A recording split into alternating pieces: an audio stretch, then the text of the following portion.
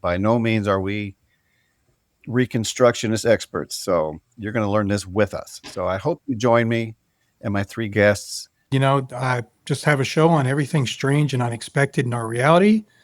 And it goes everywhere from injuries to locations to beliefs, spirituality, ghosts, UFOs, you name it. Christian Reconstructionism. We're going to find out what it is. And I looked up a definition, and I got a couple here. And so I'm going to go ahead and read this real quick, and then we'll stop and discuss it a little bit. So, Christian Reconstructionism is a theological and political movement within conservative Christianity that advocates for the transformation of society by applying biblical law, particularly Old Testament laws, to all aspects of life, including government, education, and culture. They want to have really strong control and they think that's the answer. So rather than having somebody become you from within, they control from without. They tend to define themselves more by what they're judging other people about as bad than they are working on themselves in terms of how to be in Christ in relationship to Well, this. and controlling somebody is one of the cruelest thing you could do to somebody, right? Another person, right? It's cruel to be.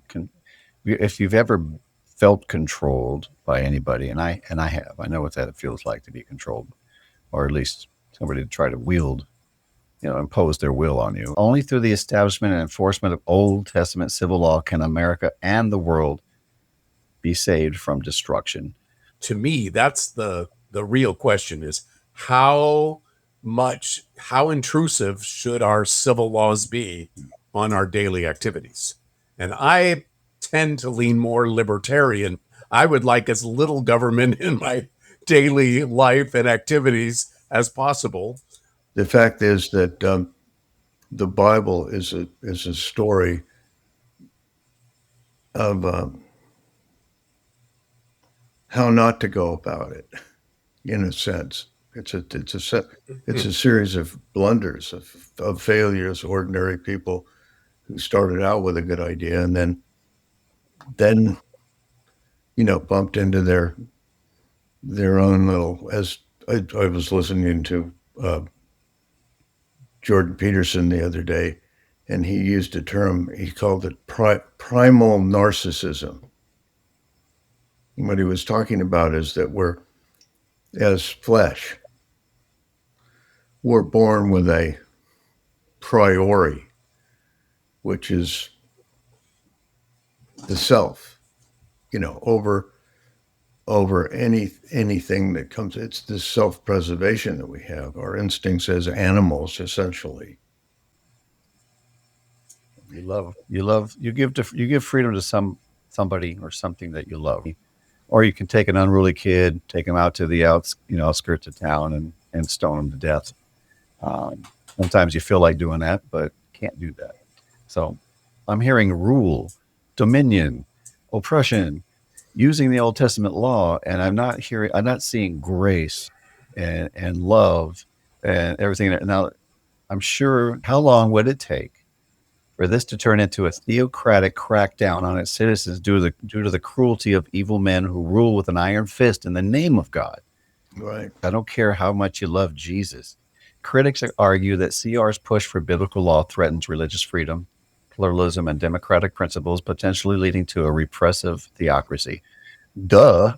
I'd kind of like to bring stoning back. It's just much easier to give it up to Jesus than it is to go through the hell of the opposite walk. We got to be very careful about how much we uplift these people in our minds of. Sure. We can take God out of these people if we're not careful. I've seen Christians do that.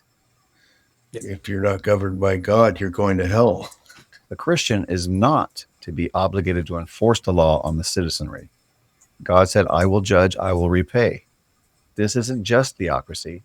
It's a version of Christian supremacy, where our brand of Reconstructionism gets to decide the end goals. I think we should have laws based upon biblical principles, but I don't think that I want the church to critique everything I'm doing, and to stone me if I'm not doing it right.